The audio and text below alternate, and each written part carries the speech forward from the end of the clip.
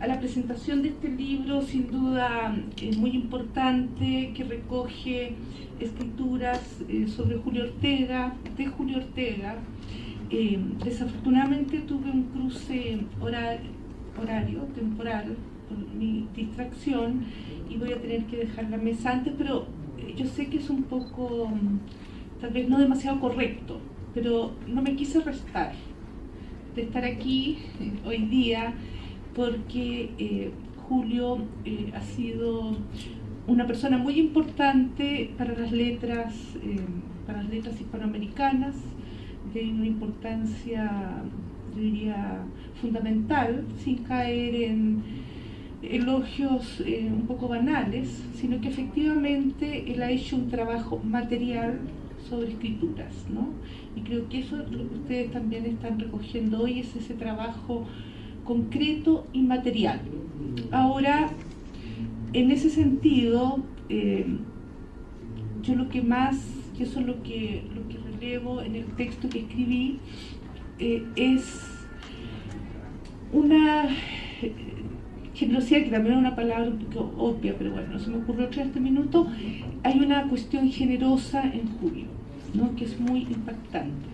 Pero antes tengo que decir que yo conocí indirectamente a Julio por Rodrigo Cánovas y Silviana. Rodrigo en una época muy difícil para nosotros, que fue la dictadura chilena, con un contexto duro y complejo, ¿no?, donde estábamos ahí estudiando literatura bastante a la deriva, en situación muy extraña, una situación verdaderamente estrambótica, casi irreproducible. Y Rodrigo, del grupo cercano, fue el que salió. Está ahí Rodrigo. Entonces, era una cosa muy, si ustedes quieren, muy provinciana, verdaderamente bastante provinciana, pero era como algo extraordinario que Rodrigo Cano se fuera a estudiar a Estados Unidos. Nos quedamos todos con la boca abierta. Se iba Rodrigo.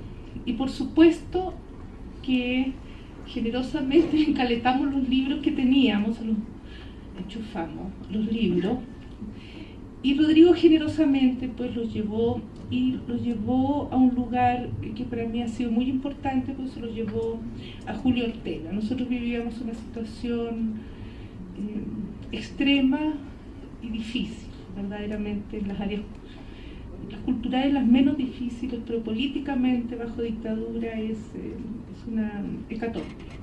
Entonces Julio leyó, y eso siempre lo consideré extraordinario por la carga de lecturas que reciben los críticos, y que recibiera, pues, que Rodrigo llevara el libro, que es un gesto muy positivo, pero finalmente Rodrigo era compañero de nosotros, no le quedaba otra. Pero que leyera Julio, de ahí a que leyera, había un salto ahí. Entonces, Julio, junto con otra crítica peruana, Sara Castro, fueron de las primeras gentes que recibieron ese libro. Yo no estaba esperando nada, sinceramente, salvo tal vez la lectura. Eso era ya imperativo, y Julio leyó. Entonces fue un acto para mí poético, sobre todo poético y político, Entonces Julio Ortega está en mi imaginario cultural, también está en mi imaginario político, porque verdaderamente no tenía por qué leer esta mujer que tampoco la conocía nadie, pues no conocía a nadie salvo mis amigos. Entonces, que él haya hecho ese gesto, yo lo encontré extraordinariamente generoso. Pero después me di cuenta que esa era una práctica de lectura, que Julio leía a la gente que no tenía asidero, yo no tenía asidero en ese minuto, los leía.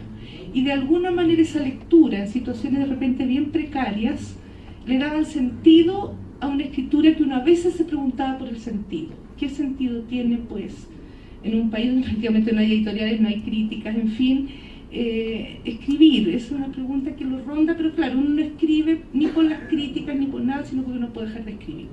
Entonces, en ese sentido, yo tengo un lazo afectivo personal con Julio, pero también un reconocimiento intelectual latinoamericano, que cumple una función atención en Latinoamérica, como es, junto con las escrituras consagradas del continente, que por lo demás es muy importante, él escucha a las otras literaturas, las literaturas iniciáticas. De eso yo puedo dar cuenta, yo soy una testigo. Yo podría actuar como testigo de que Julio lee sin ninguna rentabilidad, entre comillas, ¿no? Lee porque lee. Y de ahí, ¿no es cierto?, él emprende una labor de interlocución. Entonces, en ese sentido, yo relevo de Julio esa capacidad de oír, junto con oír las voces consagradas, pero claro, eso es más fácil. Lo difícil es escuchar esas otras voces que no tienen, entre comillas, amparo institucional. Entonces, yo tengo con Julio un nexo también cultural, que no es puramente, tengo un nexo personal, yo aprecio a Julio mucho, pero sobre todo aprecio su labor crítica, y yo recordé en el texto, escribí que estuvo en Chile él. Mira, se le fueron pero a la yugular, todos los escritores chilenos, a la yugular, lo dejaron un minuto. Julio no tuvo un minuto en Chile porque tenía cita tras cita tras cita, eso me consta. Los escuchó a todos, todas las fantasías literarias. Ustedes saben cómo es nuestro medio, sobre todo los escritores saben que nuestro medio es fantasioso como nada. Escuchó todo, con una paciencia. Entonces eso a mí me pareció, no hablo de paciencia en el sentido tonto del término, sino hablo en el sentido político del término, ¿no? En situaciones de repente que son muy frágiles, la cosa literaria es muy frágil, pende siempre de un hilo, mejor dicho, nunca deja de pender de un hilo. Pero en ese hilo delgadito que pende la literatura, Julio es capaz de entender que pende de un hilo y le pasa el hilo a ese otro, ¿no? Y esa es una labor política de envergadura, sin que su prestigio, su inserción, nada obstaculiza eso, porque Julio, eso yo lo he visto con otros, ¿no? Y de repente la gente que está en estas prácticas minoritarias, bastante solitarias, donde no tiene una rentabilidad clara, Julio entiende ese deseo de la escritura por un cierto diálogo, ¿no? Por un cierto diálogo, que no es, pues las cosas no son tan pragmáticas en la cuestión literaria. No es que uno piense que para que escriban, para que hagan, no, es una cuestión más básica que tiene que ver con el sentido. Es una cuestión con el sentido. Entonces, en esa línea, Julio Ortega lo que ha tenido es una política de darle sentido a muchas escrituras, ¿no? De darle sentido por la audición que le presta a muchas escrituras. Y eso, créanme, sinceramente no es frecuente. Mi experiencia ya es larga, o sea, ya desgraciadamente me gustaría tener una más corta, pero no es así, es larga, y lo he visto en reiteradas ocasiones y siempre está con una audición, ¿no? Yo escribí un texto porque quise hacerlo, de verdad quise hacerlo, tomando esta capacidad, esta cuestión democrática, por decirlo de alguna manera, ¿no? Porque de repente la gente, a medida que se hace más grande, como dicen en México, de una manera muy elegante, para decir cuando tienen más años, cuando se vuelve más grande va perdiendo esa conexión con lo más sensible de lo literario, ¿no? Que es esa cuestión menos centrista, que tiene que ver con lo lateral, con lo opaco incluso, con lo que no se sabe que va a pasar, ¿no? Y creo que Julio ahí ha sido muy maestro y muy ejemplar, ¿no? No lo digo solo por mí, que ha sido conmigo realmente extraordinario. Julio ha sido extraordinario, pero sería algo particular, pero no es particular, porque Julio ha estado ahí, eso me consta. Cuando fue a Chile, miren, mañana, tarde y noche, llegaron todos, porque nosotros somos muy insulares. Nosotros somos insulares, estamos, bueno, después de Chile no para ni un avión más. Entonces verdaderamente él escuchó, él oyó, él mantiene una atención. Ahora mismo me estaba hablando de que está oyendo a los escritores de Ecuador. Entonces, esa es una... Julio, por decirlo de alguna manera, no se burocratizó, que es uno de los riesgos que tenemos como escritores, es terminar obedeciendo, por supuesto, a las burocracias literarias, me refiero, ¿no? A las burocracias literarias y su propio ritmo. Entonces, para mí no deja de ser impactante estar hoy en México, hoy día en Guadalajara particularmente, con Rodrigo Cánovas, que fue mi nexo, y con Julio Ortega. Es decir, una cosa que en ese momento era impensable en la dictadura chilena, pensar que íbamos a estar sentados con Rodrigo Cánovas en México, con Julio Ortega un montón de años después. Entonces, yo quiero relevar aquí esa cuestión de hacer literatura. No, tampoco Julio hace favores, porque eso sería medio cristiano. No sé si Julio es cristiano, a lo mejor es cristiano, pero lo que yo estoy pensando es una labor político-cultural, una construcción político-cultural de envergadura, ¿no? Hace poco también presenté yo precisamente un libro de él bien extravagante, interesante también, que me pareció bastante único, de un texto muy primero sobre la violencia en Perú, ¿no? Que me pareció que él advirtió algo grande, que todavía no ha terminado de ser acotado en toda su magnitud, como fue la pugna terrible entre Sendero y el ejército en contra básicamente del campesinado peruano. Entonces, ha transitado distintas áreas. Yo particularmente me he sentido muy apoyada, en el buen sentido del término, por Julio. Siempre, y cuando pasa algo me dan ganas de escribir y contarle. Me pasa esa cosa loca que pasa algo y digo, le voy a escribir a Julio, digo yo. Pasa algo y digo, le voy a escribir a Julio. Y en general le escribo en general puras tonteras, pero tiene la paciencia de escucharme. Y en ese sentido uno camina con otros. Toda la gente que escribimos nunca caminamos solos, nunca. Siempre caminamos con Carlos. Carlos, para que no te vaya a asustar, Carlos es menor que yo, pero hemos caminado juntos. pero también hemos caminado juntos, tenemos historia, tenemos viajes, tenemos caminos, también tenemos tensiones y tenemos distensiones.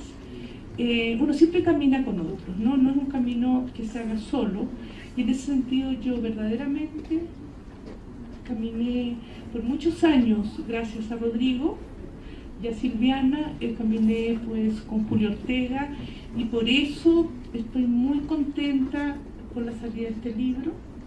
Lo encuentro extraordinario, ojalá que sea el primero de muchos que se vayan sumando, porque creo que las letras latinoamericanas le debemos una cierta malla, como cuando saltan los trapecios, más allá que se caigan o no importa, pero hay una malla. Y creo que Julio tiene extendida una malla de contención, porque yo creo que a Julio le pasa una cosa: le gusta la literatura. Eso creo que es el centro del asunto. Le gusta la literatura. Muchas gracias.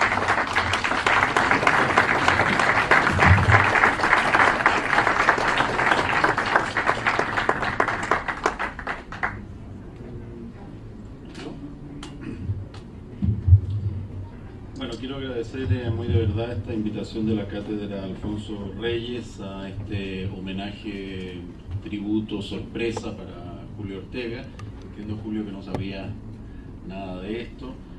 No quisiera estar en tu piel en este momento, sobre todo por lo que yo voy a hacer a continuación, que es un tributo de carácter desacralizador, quizás hasta irreverente, pero un tributo de verdad que tiene que ver con un aspecto de tu personalidad que para mí es de lo más relevante, que es tu humor. Si somos amigos, creo que me puedo arrogar esa calidad, es en gran medida por ese delicioso humor irónico que compartimos como práctica. De modo que yo escribí un texto del cual les voy a leer unas pocas páginas, no el texto completo, y luego voy a salir huyendo con Diamela a la misma hora que ella, pero por temor a la reacción de Julio, no porque tengo otro compromiso. Ya sabrán ustedes por qué cuando les lea el título. El título de este texto es "Tráiganme la cabeza de Julio Ortega". Ni académico ni crítico no puedo aportar a este justo homenaje a Julio Ortega un análisis de sus obras o su carrera. Lo que puedo es hacerle de memoria un retrato a abuela pluma, un equivalente literario de esos dibujos que un artista ambulante ofrece bosquejarnos a veces en ciertos restaurantes populares. Un boceto cariñoso, juguetón, humorístico del amigo. En excusarse todo es comenzar. Ya debo hacerlo de nuevo. Advierto que tampoco será un retrato del amigo completo, ambición que supera mis capacidades. Ni siquiera será un medallón o un busto del pecho para arriba. Lo que puedo aportar es un perfil de su cabeza. Ingente tarea de todos modos que los serios y los prudentes evitarían, porque ¿cuánta cabeza tiene Julio Ortega? Y no me refiero solo a su mente. En la memorable sátira gangsteril de Sam Peckinpah, Tráiganme la cabeza de Alfredo García, Warren Oates acarrea por medio México la mollera del susodicho sin lograr deshacerse de ella. O tratan de quitársela a aquellos que no corresponden, o se niegan a recibírsela a aquellos que deberían. Cuando me pidieron colaborar en este homenaje a Julio, supe de inmediato que esta era mi oportunidad para cortarle, simbólicamente, la cabeza. Porque llega el momento de confesar que desde hace mucho tiempo ambiciono apoderarme de la testa de Julio Ortega. Y no me refiero solo a su cráneo. La cacería de cabezas es una necesidad profesional que el narrador comparte con los jíbaros, con ciertos fotógrafos y con los cineastas o sus directores del casting. ¿Cuántas veces me he atascado describiendo un personaje interesante cuyas acciones y dichos pierden eficacia porque no logro dotarlos de la cabeza apropiada? Sin un rostro notorio que los exprese y haga inolvidables para el lector, los mejores parlamentos nacen acéfalos, carecen de encabezados.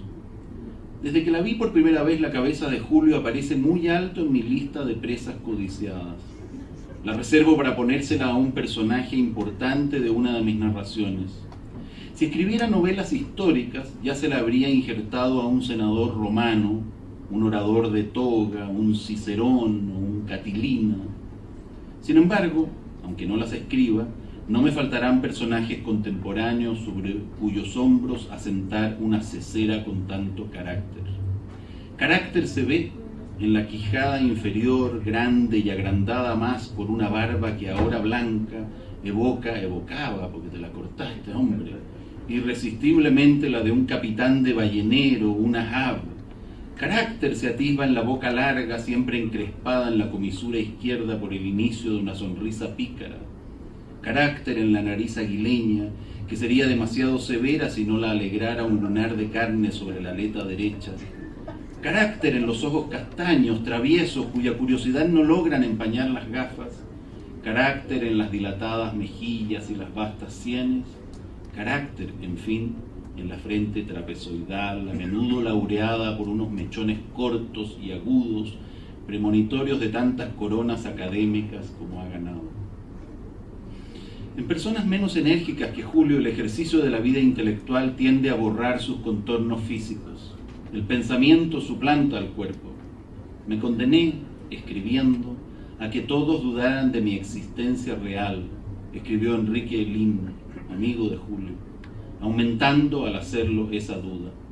No es el caso de Julio Ortega, que cuanto más piensa y escribe, más semblante tiene a ojos vistas, más significativo y distinto es su rostro, y por tanto más apetecible se vuelve su mollera para esos cazadores de cabezas que somos los narradores profesionales. Para los escritores el cuerpo todavía es expresión del alma. Sin necesidad de enfangarnos en burdas pericias psicosomáticas, los narradores somos quizás los últimos que practicamos esta nigromancia, leer una personalidad en los rasgos físicos de la persona. La extraordinaria personalidad del rostro de Julio Ortega expresa un contenido también extraordinario. No revelo ningún secreto. La cabeza de Julio es aún más singular por dentro que por fuera. Su contenido excede lo común y hasta es desmesurado.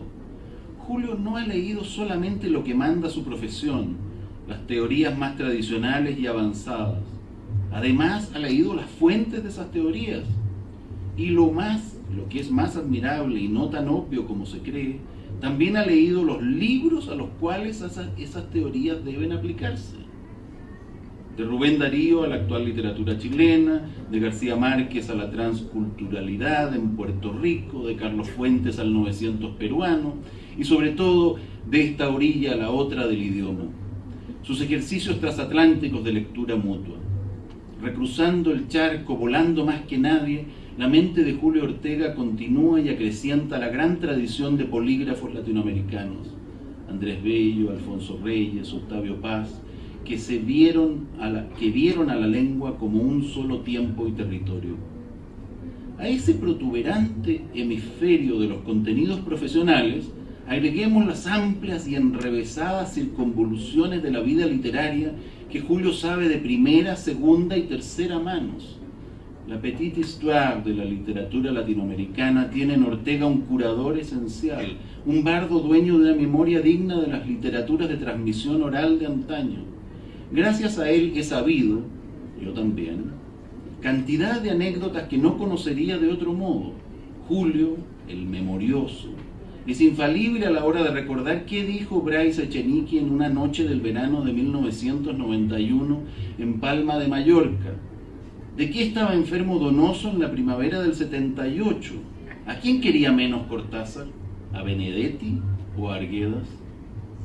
La cópula de esos conocimientos serios y oficiales con estos otros, oficiosos e íntimos, engendra resultados a menudo inesperados, siempre divertidísimos. Una mesa redonda con Julio Ortega puede ser un torneo de erudición, pero es en las sobremesas de las cenas posteriores donde Julio abandona la gris teoría para irse por las ramas del dorado árbol de la vida, el torneo transformado en fiesta. Y dejo hasta aquí el texto para no aburrirlos.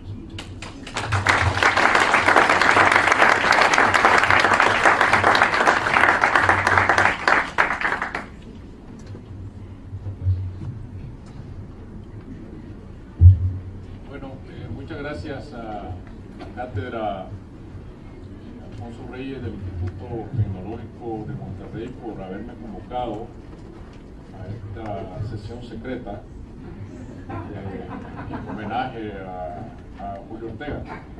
Yo como tengo entrenamiento de conspirador, Julio me escribió hace unos días antes de venir aquí un mensaje diciendo que esto no salía ni en el programa y que mejor porque él tenía muchas ocupaciones y que ya nos deshacíamos de esto. Y yo le dije, siempre recibirás el homenaje debido, no le dije cuál, pero no podía yo tampoco romper la secretividad que a mí se me había pedido. Lo primero que tengo que decir es que lo primero que comparto con Julio Ortega es que tenemos la misma edad. Nosotros cumplimos este año 70 años. Claro, Julio es unos cuantos meses menor que yo, de manera que se lo voy a anotar a su favor, eso de que sean unos pocos meses. Pero más que la paridad en edad, lo más importante es de que hemos vivido, desde que nos conocemos, distintas complicidades literarias. Me parece que además de un crítico literario connotado, Julio ha sido un gran animador de la cultura y del entendimiento de la cultura latinoamericana con otras culturas. No en balde las sesiones que anualmente se celebran en la Universidad de Brown, que se llaman el diálogo transatlántico, y es un diálogo que efectivamente se establece entre el viejo y el nuevo continente. y eso viene a contribuir a hacer un registro de lo que es la crítica y los comentarios de las dos literaturas a través de estas conversaciones que se desarrollan anualmente en Providence y en las cuales me ha tocado estar no pocas veces. Hace algunos años Julio visitó Nicaragua y en esa ocasión la Academia Nicaragüense de la Lengua lo hizo miembro correspondiente o miembro honorífico, ahora no lo recuerdo exactamente, y la Universidad Americana en Managua le extendió el título de doctor honoris causa, y el rector de la universidad me pidió que yo diera el discurso de recepción a Julio en esta ceremonia del doctorado honoris causa.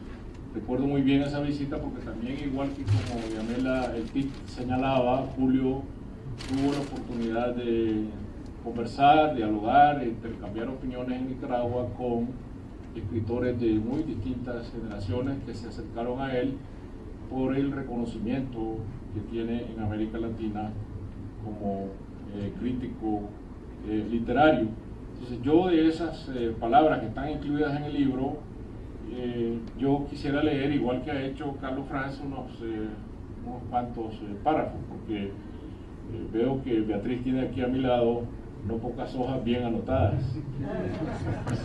de manera que no le voy a quitar mucho tiempo para que cierre brillantemente este acto. Entonces, yo digo allí que Julio Ortega es un crítico literario creativo o creador. De las academias y de los críticos literarios, líbranos, Señor, hubiera sido capaz de decir Rubén Darío, poniendo a la crítica literaria amarga o superficial o adocenada o simplemente libresca o aburrida en la categoría de las blasfemias, como en sus letanías de nuestro señor Don Quijote. Los críticos que pueden gastar párrafos o páginas enteras señalando dónde debió estar una coma o dónde verdaderamente está o dónde no está. De esos críticos Darío se reía con alegría. Él, que como Julio Ortega comenta en su introducción al primer tomo de las obras completas, leer a Rubén Darío, se preocupaba tampoco de la puntuación, dolor de cabeza de los malos críticos.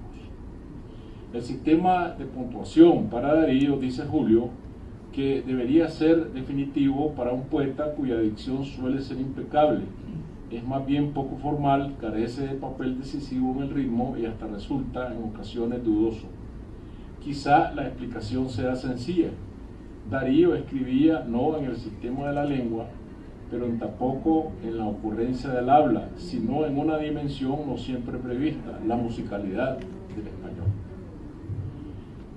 Julio Ortega es capaz de entrar en las fuentes de nuestra modernidad literaria, que viene a ser nuestra modernidad cultural misma, la modernidad dariana, para recordarnos antes de nada que se trata de una obra viva, la de Darío. Desde luego que de eso se trata la modernidad y de eso se trata la literatura clásica, que por clásica es moderna. En las palabras de Italo Calvino, un clásico es aquel que es capaz de enseñarnos siempre algo nuevo. Y un clásico también es aquel que admite siempre una nueva lectura, una nueva posibilidad de encontrar en él algo que no habíamos encontrado en una lectura anterior, capaz de presentarnos a través de las páginas de sus escritos la novedad constante, es decir, la vida siempre renaciendo.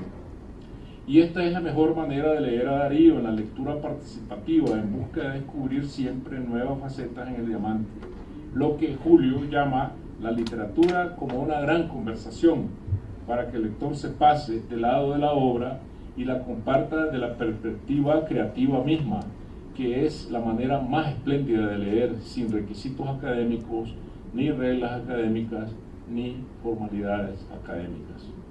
Una conversación con música, porque la poesía de Darío no solo son puntos ni comas, sino música, la transmigración de las palabras de un universo formal hacia otro que pertenece a una dimensión diferente, la de la poesía misma, vista como una entidad siempre sorpresiva y sorprendente, algo que no es de este mundo porque es sobrenatural.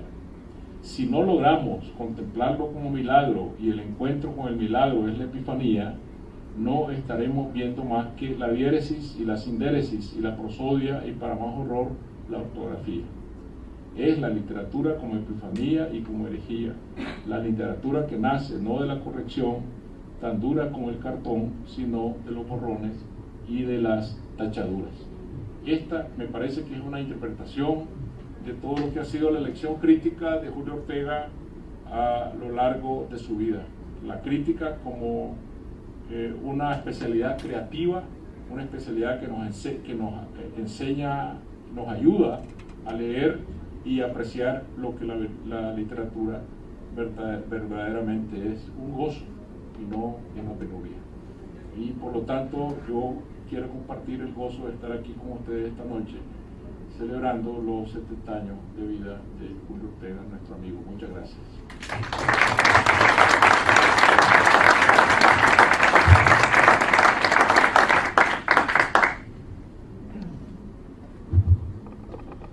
Bueno, a mí la verdad es que estar aquí me crea un problema tremendo. Porque aquí resulta que, Julio, me han pedido que hable de ti. Y en los 20 años de seminarios compartidos, clases intercambiadas, encuentros en conferencias y horas interminables intercambiando chismes en Monterrey, en Guadalajara, en Madrid, sobre todo en Madrid, Julio y yo hemos suscrito un pacto tan secreto que ni siquiera nosotros lo sabemos. Y es el pacto de no hablar nunca de nosotros mismos. Y hoy me encuentro en una situación en la que no solamente tengo que hablar de Julio, sino que tengo que hablar de Julio públicamente. Y claro, ante esa realidad atroz, se me ocurrieron varias posibilidades. La más obvia era el contarles a ustedes una gran cantidad de mentiras, pero eso no me pareció bien. Y entonces he intentado encontrar una fórmula que me permita hablar de Julio, hablando de Julio lo menos posible. De modo que todo lo que voy a decir aquí no es una hipérbole, sino una hipóbole. Es decir, va a ir por lo bajo, apenas una huella de la presencia de ese personaje al que todos conocemos como Julio Ortega. Y de hecho voy a enfocar las palabras que voy a compartir con ustedes, las voy a enfocar en torno no a Julio Ortega, sino a la presencia de Julio Ortega. De una manera u otra, todos los señores y la señora que han hablado en esta mesa han hablado de esa presencia. Y Diamela se ha referido a la labor de Julio Ortega. Hay que hacer una acotación, sin embargo, y es que esta labor, que desde Latinoamérica se da como algo normal, desde Estados Unidos es mucho más sorprendente, porque desde afuera la vida del intelectual latinoamericano en Estados Unidos puede parecer una especie de dolce vita, pero desde adentro tiene mucho más que ver con lo que podríamos llamar estar en la boca del lobo.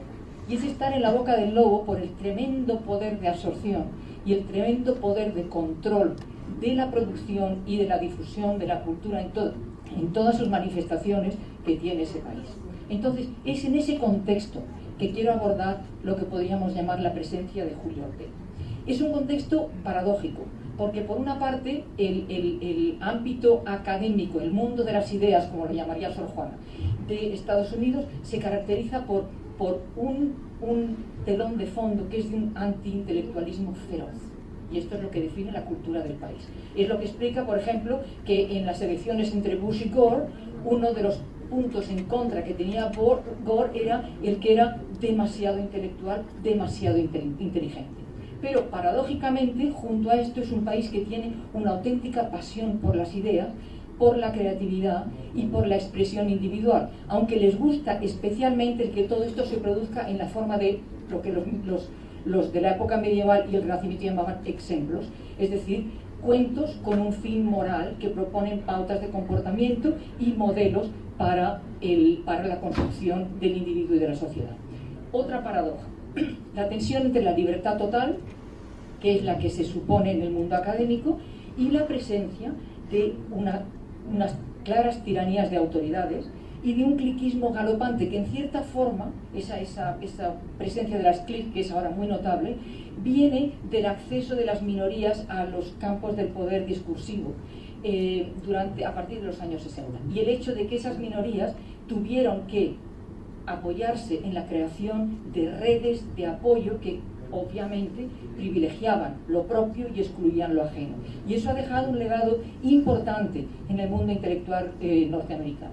Otro ejemplo de las paradojas de ese espacio en el que se inserta la presencia de Julio es la contradicción entre la apertura total, que es lo que propone la Academia norteamericana, y la presencia de unas jerarquías muy claras que privilegian en el pensamiento, por ejemplo, lo anglo y lo europeo frente a lo latinoamericano. Hace muchos años escribí un trabajo sobre Stephen Greenblatt, que era una crítica de su libro Marvelous Possession, Posesiones Maravillosas sobre el Descubrimiento. Y una de las cosas que hice fue mostrar lo que pasaba con la bibliografía y cómo ignoraba sistemáticamente todo lo que se había escrito de crítica desde Latinoamérica, y en cambio pues hablaba de Teodorov, hablaba de Riga, hablaba de un montón de gente. Entonces eso también existe. Dentro del contexto de ese mundo de las ideas hay una serie de desafíos que son ineludibles. Y el primer desafío es el de resistir la tentación de integrarse en ese juego de jerarquías y de aceptar las prebendas muy generosas que ofrece el sistema, pero siempre cuidado, como Shylock, a cambio de su libra de carne. El pago es ineludible. El segundo desafío es el eludir ese pago y el utilizar esa libertad real que constituye la visión que tiene la comunidad imaginada del mundo académico norteamericano de sí misma, porque se ven como un espacio de la libertad y para la libertad, eludir el pago de las prebendas y vivir esa libertad, actualizarla rechazando cortapisas y compromisos, dentro del numeroso grupo de críticos intelectuales latinoamericanos que se alojan hoy en Estados Unidos de una forma o de otra. Hay ejemplos de los dos. Entonces, ¿cómo se define la presencia de Julio dentro de este contexto? Yo diría que Julio es el gran excéntrico. Primero, por su rechazo radical de un centro. Excéntrico en este sentido, no en el sentido de la señora inglesa que a los 80 años se pasea por las calles de Londres con un sombrero lleno de violetas artificiales y cosas así. Eso también es excéntrico. Pero el excentrismo de Julio tiene que ver con ese rechazo del centro. Es decir, un rechazo radical de la idea de un foco autoritario del saber que dicte e imponga jerarquías y configure juegos de exclusiones. Yamela se ha referido varias veces a cómo se interesa por los escritores sin asidero. El interés de Julio por los jóvenes, la exploración constante de las nuevas producciones, todo esto tiene que ver con ese rechazo de ese centrismo, de ese centralismo y de un foco autoritario del saber. Y en segundo lugar, por un rechazo, es excéntrico por un rechazo de su centro interior. Por estar en el polo opuesto de la visión que expresa Samuel Beckett cuando dice, y cito a Samuel Beckett: el tiempo que debemos pasar en la Tierra es demasiado pequeño para que podamos ocuparnos de algo más que de nosotros mismos. Fin de cita. Nada parece interesarle menos a Julio que ocuparse de sí mismo. Desde ese excentrismo radical, la presencia de Julio es antes que nada la de un propiciador de diálogos. Esto también es algo que se repite de manera recurrente en todos los comentarios y evaluaciones. Y también la de un creador de espacios. Y el crear espacios, es el quehacer de los grandes utópicos. Si pensamos, por ejemplo, en la teorización de la utopía de Louis Marin, que tiene un libro que se llama Utopie, jeu d'espace. Y lo que argumenta es que el pensamiento utópico lo que hace es precisamente ir creando esos espacios alternativos imaginarios para explorar nuevas formas del saber, de la cultura, etc.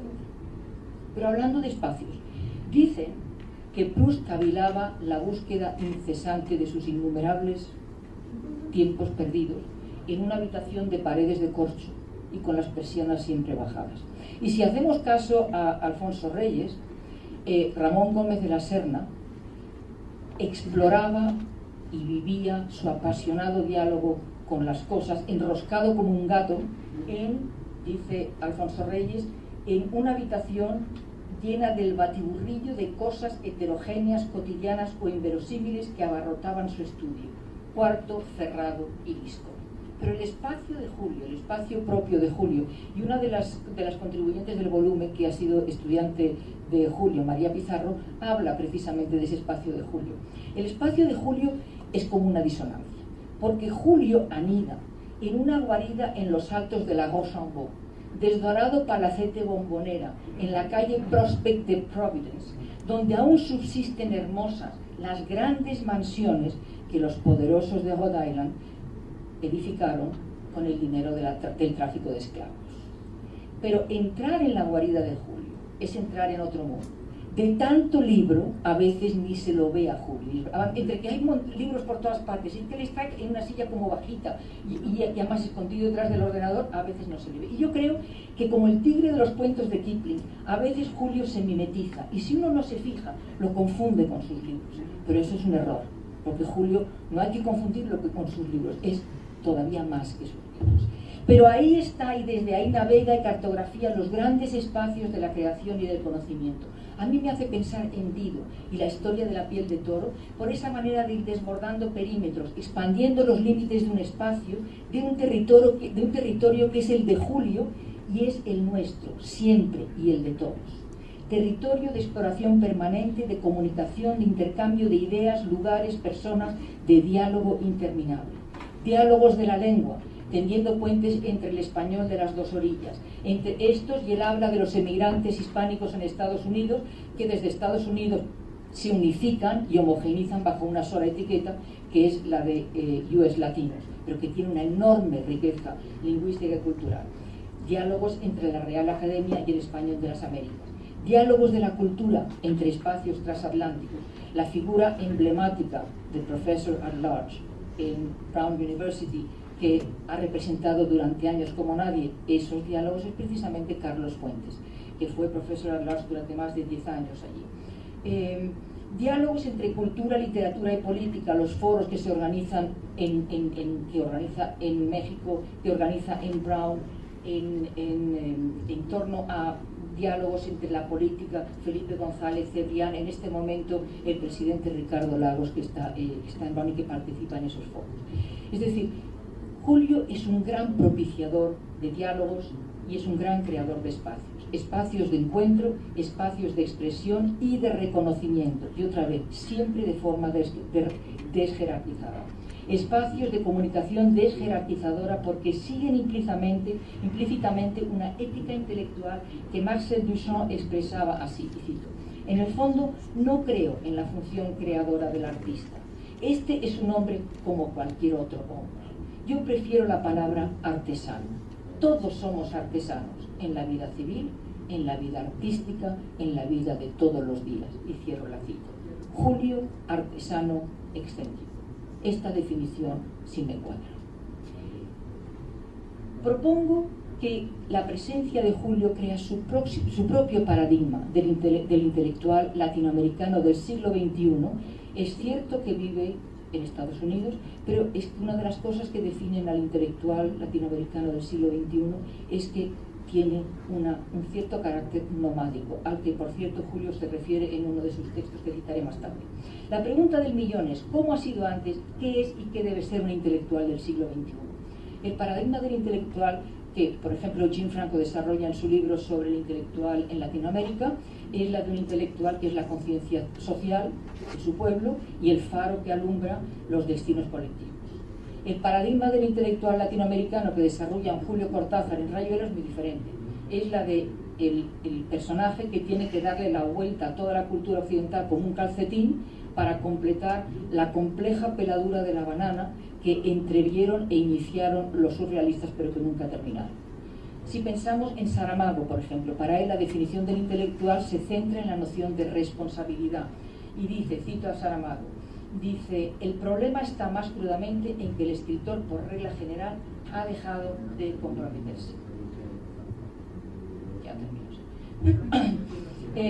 Entonces, o si pensamos en Monsiváis. Monsiváis dice que hay una figura del intelectual que está desapareciendo en este momento y que es la del intelectual como intérprete privilegiado de la sociedad, interlocutor con el poder público, representante del espíritu nacional de Latinoamérica, profeta o vidente.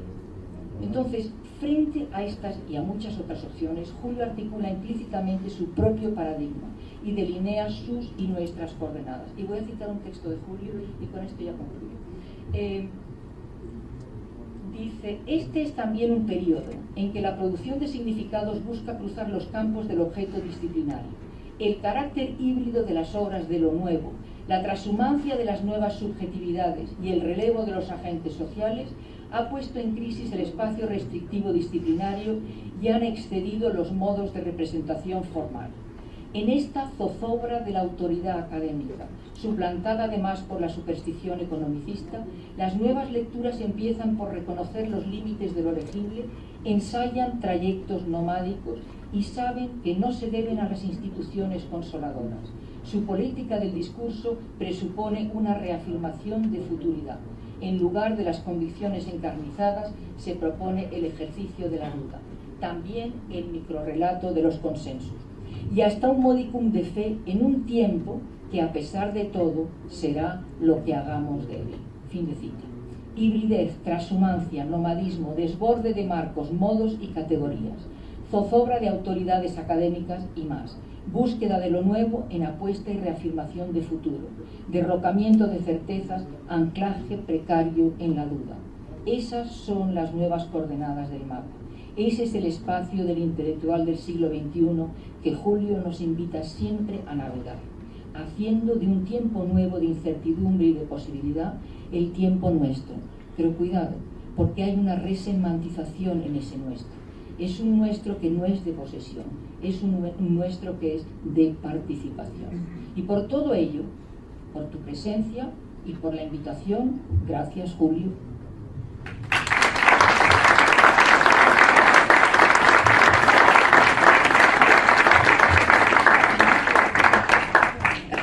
A nombre de la Cátedra Alfonso Reyes, primero queremos disculparnos con Julio, no incomodarlo mucho.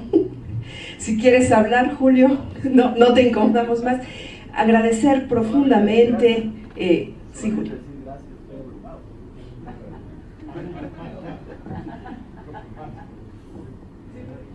Quería decir, como alumna en la Universidad de Brown,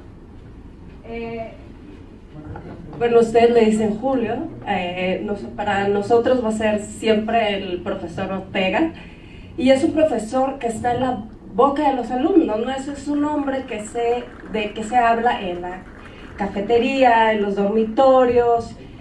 Yo recuerdo mi primera clase que tomé con él y se llamaba El amor en español. Entonces llega un amigo mío y dice, tienes que conocer al profesor Ortega, tienes que venir a su clase.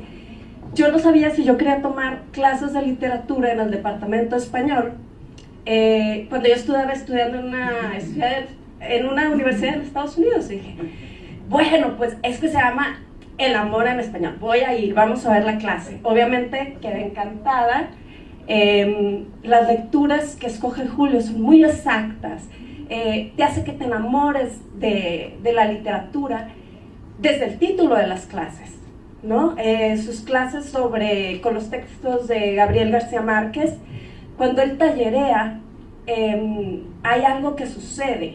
Normalmente cuando alguien nos critica o cuando alguien nos marca algo, es inevitable a veces crear un cierto rechazo, un cierto... y que nos duele un poco. Y con el profesor Ortega no sucede así. O sea, él es capaz de crear de hacer que eso sea una autocrítica, ¿no? Que te enseña que te leas a ti mismo. Y ese es, yo creo que por eso tiene tanto éxito como crítico y por qué la gente lo quiere tanto. Y bueno, en Brown University es un profesor que está en la boca de los alumnos, ¿no? Se habla de él y lo queremos mucho.